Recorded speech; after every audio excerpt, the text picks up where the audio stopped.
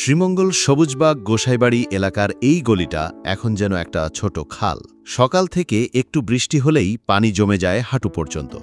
এই সরু গলিটায় প্রতিদিনই চলাচল করতে হয় স্কুলে যাওয়া ছোট ছোট বাচ্চাদের, অফিসগামী মানুষদের আর সাধারণ পথচারীদের। যতই কেউ চেষ্টা করুক, শুকনো পায়ে পার হওয়া যায় না। পানের নিচে ডোবা, কাদা আর জায়গায় জায়গায় ময়লার স্তূপ। সব মিলিয়ে ঝুঁকি নিয়েই হাঁটতে হয় সবাইকে। বর্ষা এলেই এই অবস্থা নতুন কিছু না, বছরের পর বছর ধরেই একই চিত্র। ড্রেনেজ ব্যবস্থা ঠিক না থাকায় সামান্য বৃষ্টিতেই জমে যায় পানি। একবার পানি জমলে দিনের পর দিন সেটা নেমে না। মানুষকে এই দুর্ভোগ পোহাতে হয় প্রতিদিন।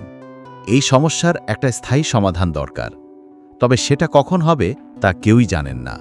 ততদিন পর্যন্ত এই পানি, এই ভোগান্তি আমাদের নিত্যদিনের সঙ্গী। এই ছিল কাছের মানুষদের কাছ থেকে পাওয়া সর্বশেষ পরিস্থিতি। সাথে ছিলাম আমি জিহাদুল ইসলাম, এসএমটিভি নিউজ, দেশ রিপোর্ট, বাংলাদেশ।